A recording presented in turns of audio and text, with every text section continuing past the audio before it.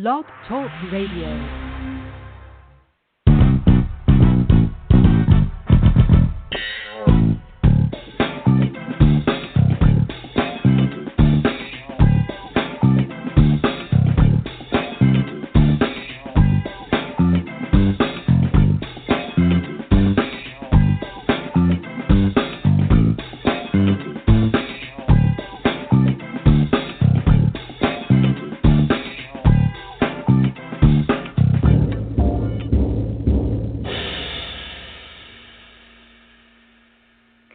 Today is Monday, August 13th, 2018. Can you believe we're already halfway through August? It's going by seemingly fast. Before you know it, we're going to be celebrating Christmas and New Year's Eve and all that stuff. Oh, wow. That's something to think about, isn't it? Anyway, this is Foxology. Happy day to you wonderful people. And whether you're listening live or to the podcast, I thank you for deciding to take a listen. I dearly appreciate you, and I thank you for doing that, taking time out of your day to tune in. And I just bet you did because you knew I would be sharing something worth hearing about. I know that's why you do. Well, that's because I look and listen for things that I think are interesting and informative and or empowering. Otherwise, what would be the point, huh? I wouldn't have one. And that would just not be good, wouldn't it?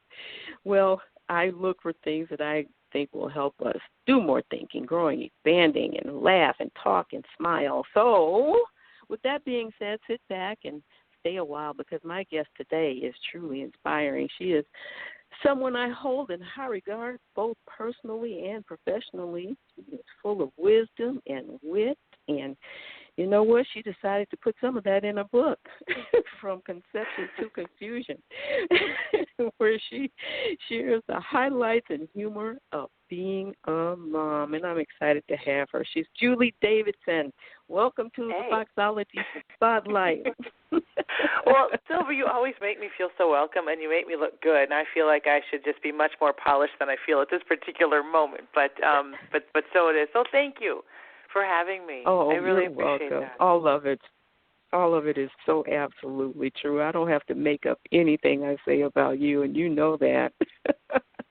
I'm really glad to have you. You are one special individual, and I just love what you do, the work that you do, and what you're continuing to so many smiles and joy to people with your work. Not everybody can do it like that, so it's a really neat thing. You know, one of the first questions I want to ask you coming out of the gates, because you've been blogging and writing, and now you got this book.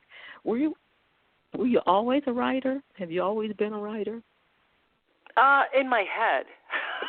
I was going to be a lot of things throughout my life. I was going to be a nurse, and then I realized there were needles and blood, and that math thing got in the way. I wanted to be a flight attendant at one point. I wanted to take Oprah's spot. There were all kinds of things I wanted to do. But one thing that, well, it won't surprise you, is whereas I was not necessarily intending to be a writer, I was always a talker, a thinker and a talking. And so thinking and talking, you combine those. So really my writing is just a lot of what's in my head, which is kind of scary because there's a lot rolling around up there. But I never, as a young child, said, you know what, I want to write a book. I mean, I don't even read. I shouldn't, let me not say, I read, but I wasn't that kid who was in a corner with a book and just wanted to learn. Nope, I wanted to talk. I wanted to get out and laugh and have fun and connect with people. And so writing a book was never really on my list, partly because I thought it was too high. It was that's something I couldn't do. I could never do that. So it really wasn't on my list. But then it became more of a reality, and now here it is. Here it is. So yes, indeed. Yes, it is. And it's the things you write are truly so wonderful and so fun to read. And I love how you chronicled so many funny tales about your motherhood. What inspired you when you did begin that process? What inspired you to go in that direction? Is it just because it's close to home, or is it because you really felt you could bring something to the other population of moms? I think both. I think you tend to write what you know, and I found that, and it kind of speaks to the title, From Conception to Confusion.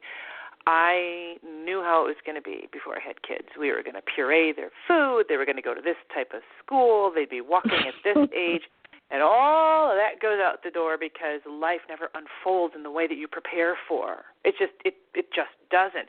And so being a true Virgo up to a certain point, by that I mean I was at one point close to a perfectionist and controlled, and everything had to be a certain way. That doesn't happen when you have kids.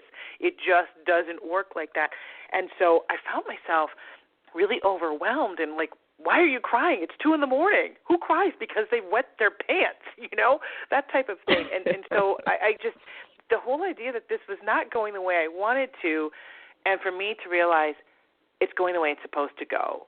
And in talking with other moms through mom groups, and I have some of the best sisters-in-law that anybody could have, and talking with my brothers, and just in talking to other people, I wasn't alone, and that was such a relief because motherhood can be isolating. It can be very humbling, and I was overwhelmed and thought, this is just me. I'm a failure. This is horrible. My kid's doing what we call the army crawl. He's not crawling the way that everybody else, everyone else's kid crawls. Who cares? But at that point, I did care. And so when I started talking to other moms, it was such a good feeling. Like I'd show up at playgroup, and I didn't look good, and maybe I hadn't showered, or maybe my hair wasn't done. But here was another group of women who, I didn't get any sleep last night either, or my baby's a fussy eater, and that felt good to be in their company. So I just started sharing, and when I would share stories or write or blog, other people would reach out to me, sometimes publicly and sometimes in private.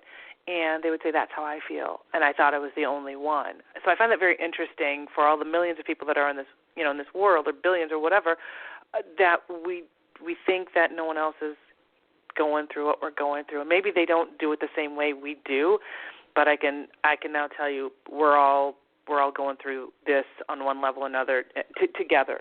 So that was the inspiration, is just this is what I know, and I want to share it, and I want to give other people hope that if you feel like you're a hot mess, great. You're part of the group. You're welcome, So that's what I did. Yeah. It's interesting because I still hear and have recently new moms talk about how they feel like they're such a failure. I think what people believe, and I believe this is what I heard you saying too, we think we're going to know what to do, and we think we're going to know how to do it just right because we this little person's been growing in there, and certainly once they're, out in life, we know all the things. We just made them. So we think that all of that should come very naturally, and none of it really does. You have to figure it out, day by day, and sometimes within the day, as you were explaining exactly what's supposed to come next. There is no real, set formula.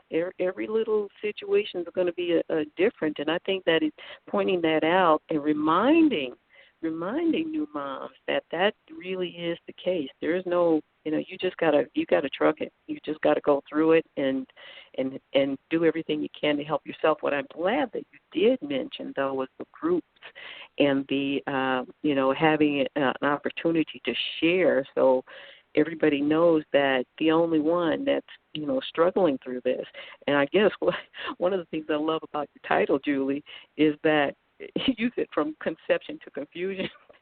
And I know you have lots of stories to share. The confusion doesn't end.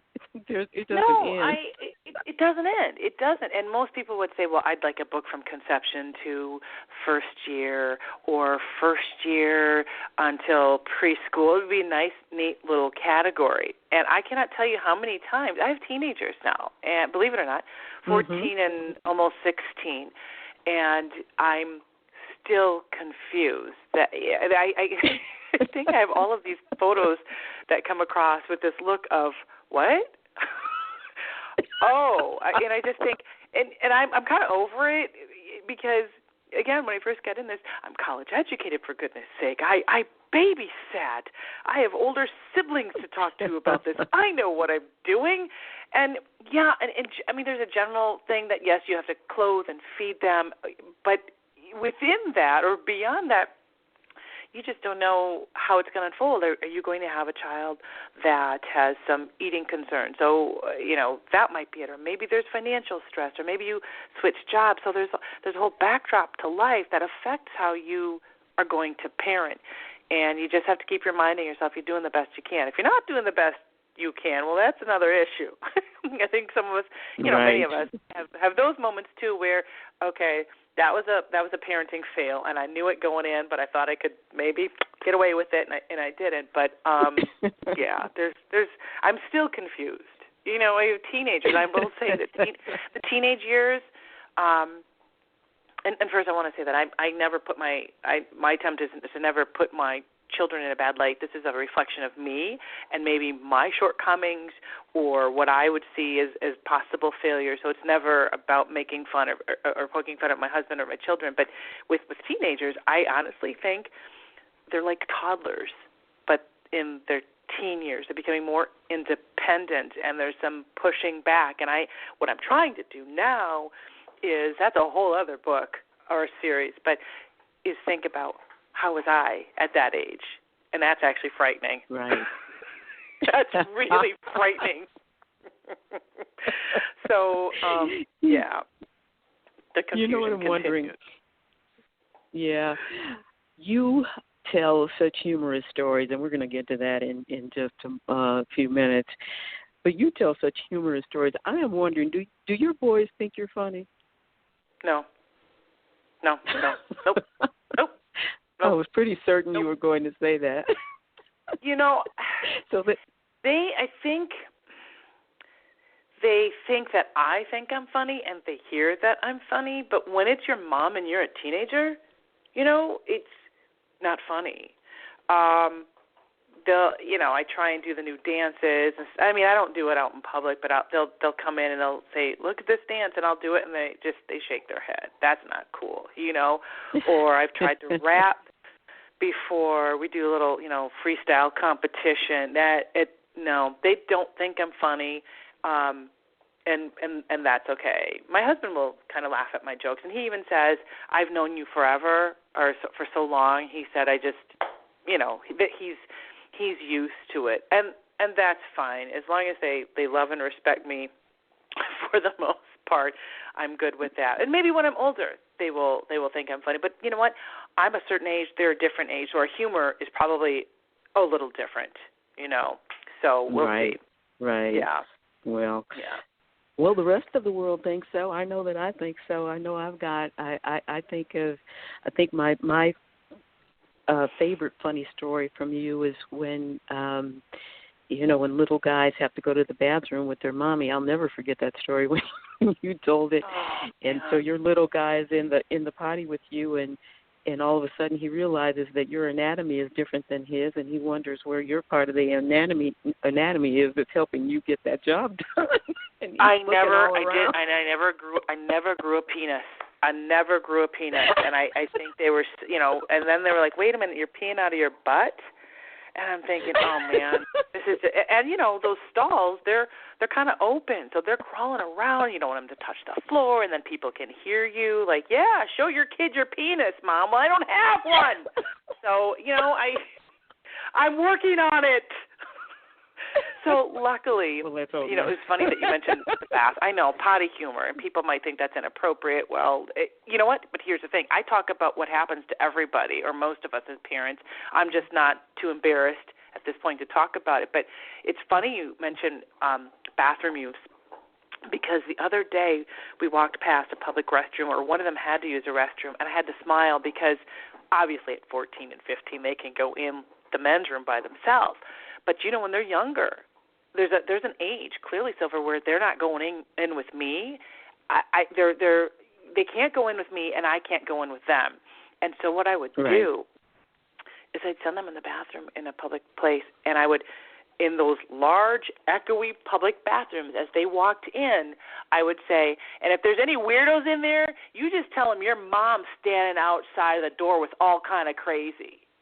And the boys would look at me like, okay. And I would stand out there and wait for them, nervously wait for them to come out. And there was a gentleman who followed me around. He didn't follow me around. We met somewhere in Target, and he said, I heard what you did back there. And he said, I think that's really clever and kind of funny. And I said, good, because weirdos beware. Sure. But yes, there were a lot of stories in those bathrooms. And then, mind you, I had two, because they're about 16, I don't know what they are. I never did the exact math, just under 17 months apart. And so taking two in a stall, it's just better to go alone or hold it. It's going to be a quick shopping trip, kids. Mom's got to pee, and I'm not using the restroom, So anyway, sorry. I probably veered from what you wanted to know, but lots of stories. And teenage life brings, teenage life brings different stories that some are you probably don't want to hear, but yeah. Well, I know you just took a summer trip, a summer vacay, all of you. How'd that go? How far into this are we right now? How many more minutes do we have? Okay, we went out to Mount Rushmore, and they're teenagers, so it doesn't matter where we're going to go. Short of a water park, they were not exactly excited. So we leave 15 minutes past the time we want to. We're all buckled up, and then one of the boys said, "Hey, should we go to the bathroom?" We're in the car. You already what? Like we're ready to go, and we're already late. So everybody gets out of the car, goes to the bathroom. We drive away. Then my husband realizes after we drive a few blocks, he needs to get some boots. Then we had a little mishap 4 hours into the trip. That was kind of my fault. There was something wrong with my car was spitting oil.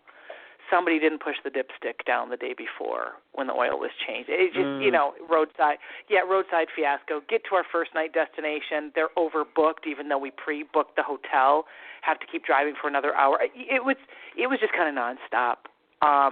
But in the end, the boys really did have a nice time, and they said, "Can we come back here?" And they said it. Yeah, exactly. So there's a lot of beauty and a lot to see between here and South Dakota, and I got to see bison running around, and it was just, it was a thrill. But when you're in the car with your family for, undetermined amount of time, long bits of time, it gets a little. It gets a little close, and then sharing a hotel room, and it's. But you know what? These are first world problems, kids. These are first world problems, and it's about life and opportunity, about providing opportunities for them and relationships. So, yeah, that was a trip that doesn't necessarily need to be duplicated anytime soon. But there's always next summer. For sure. Next summer. For sure. Exactly. You know what, Julie? I want to ask you. I know. Because you have boys, this question came to me, and so I want to ask it of you. You might be able to share some things that will encourage and empower. I know it's a big thing now that people are referring to the talk with, especially with young African American boys, with our particular culture and climate with police officers and all of that. And so I want to divert and ask you a kind of serious question because I'd really like to have you share your thoughts and feedback on that. Have you had the talk with your guys yet? Have you been thinking about it? Where are you guys in that whole scope? Yeah, we had the talk. I don't remember what age we began having the talk, and it's something that you get a pit in your stomach when you know that you're going to have the talk. I had written a blog years ago, and I know not everybody was on board with it, and it was the picture of our two boys. Oh, I'm going to say they were about 8 and 9, and they had cute little hooded sweatshirts on. I said, these are our boys. They're cute right now. They're cuddly. They believe in Santa. But soon they'll be seen as a threat. It is what it is. And people can they can dispute that and say, you're jumping right to this.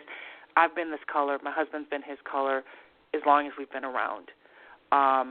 I have the utmost respect for police officers who are doing their job and keeping us safe. And I think by and large that's how it works.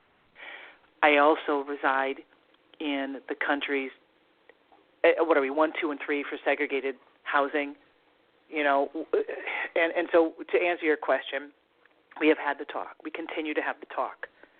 I will not lie. It's difficult every time they leave the house. When they leave the house, and I don't tell them that because I don't want them ever to see that being brown is a burden. It's not a burden, but it does add a dynamic that other people who are not brown may not be able to understand. I have friends who have children who are girls. There's a different talk you give to girls. People who have children who have special needs. So I don't take that away from people that we all have to have different talks, but these are markedly different talks. I see things on Facebook about certain neighborhoods, about, you know, descriptions of people and what are they doing in a neighborhood, and they look suspicious. And so our boys have said, what if we're walking down the street and someone calls us in and we're not doing anything wrong? That makes me sick, that they think that they could walk down the street in our neighborhood. And I can't use the language on your show as to what would happen if somebody, you know, I just responded. I said, you know, if you're doing what you're supposed to be doing and that happens, it will be dealt with. It will be dealt with. They know to behave. We've gotten, you know, there are people at the Walgreens around the corner who say, your kids are great. They come in here. They even have their money straight. They don't throw it on the counter, you know. So we have other people looking out for them. And so I rely on, you know, a sense of community and neighborhood to help with that. But at the end of the day, it's, you know, it's on my husband and myself to really have these conversations. They're difficult conversations, but they need to be had. We don't want them to think that everybody who doesn't look like them is going to think ill of them. That's far from the truth. But they can't get away with. They can't get away from it with social media. They see it and they understand. And I think they have felt it. And so it's a conversation we continue to have, that you could be somewhere and kids of non-color, white kids that you might be with, may not be questioned at the mall. You might be. You might be. And so we just remind them that this is how to act if that happens. But we also, you know, sometimes have to educate other parents. We have to educate, you know, they may have to educate their friends. I mean, we had a situation where somebody, it was on a private athletic league, I'll just say that, and somebody loosely used a term, the N-word. Our son was the only black child on this team, and he just said, you don't know me like that, and why are you using that language? And it was really, and he had to go play a game. We didn't even know this happened. So he played for about an hour, and you know, till the game was over, and then he explained to us what had happened, and that made me sick to think that, you know, these teammates had said this. And granted, I'm sure they thought it was funny, it was cool, it was okay, and there's a gray area, you know, and I get that, right? But to us, it was literally and figuratively, it was literally though black and white, and so we made it known that our son, he doesn't. This is not for us. But see, what happened there is now, I don't want to say we are put in our place or someone told us we were not welcome, but really we didn't feel welcome. And we said, do you want to continue on this team? Because we would like to pull you from it. And he said, no, I don't, you know, these aren't people who understand me and have my back. So that was really frustrating. I mean, I could go on and on. You know, there are stories, but to your point, it's a talk that we have to have. And anybody who thinks that that's not true probably doesn't have a kid of color. Again, I don't discount it for people who have girls and need to give their, you know, their girls a particular talk. And we also, speaking of talks, we talk, you know, we're in the Me Too movement. I mean, we talk about how to respect, you know, boundaries, how to respect other, you know, classmates, young women, you know, and what's appropriate. And so there's a lot of grown-up talk that you don't wait till they're grown-ups, because the world is going to see, you know, part of the world may see them in a certain light. And so you just prepare them. Like I said, it's not a burden. This is part of the fabric of who you are, and some things you're going to have to deal with. But there's a picture on our wall of my husband's father, who's now deceased, and, you know, he will often, you know, point to his parents and say, and tell them stories of what his parents had to endure. So on top of what our kids might have to endure, it's an itty-bitty compared to what his, you know, their grandparents and great-grandparents had to go through. So, yeah. So not everything Well, is funny in the world, you know. that's true, and I thank you so much for giving so much insight to that, because I enjoy hearing people share how they're handling that, their children, and it's just really critical. It's vital, and as unhappy a subject as it is, it's a reality, and it has to. It has to take place. So thank you for that. Well, we're getting close to the time where we're going to have to wrap up, and I want to ask you, last of all, what would be, and I know this is broad, but pick or choose whatever you feel like will bless people. What would you feel would be your best parenting advice as a mom? I want to say it changes every day, but if I had to say one thing is don't be too hard on yourself, because I think we are, and I think we're and I do it every day. I compare myself to the mom down the street who's got these great baked goods. I can't bake. I just can't. I can burn, If they could have like a burned goods sale for kids at school, I'd win the award. Don't be hard on yourself. Enjoy your kids. Enjoy the time. I know it sounds like ridiculous, like who wouldn't enjoy them. There are moments where it doesn't feel enjoyable, but this isn't forever. They're not here forever. We're not here forever. And connect with other people. I mean, if you need help, literally go get professional help. There are a lot of people with postpartum who probably need to seek help.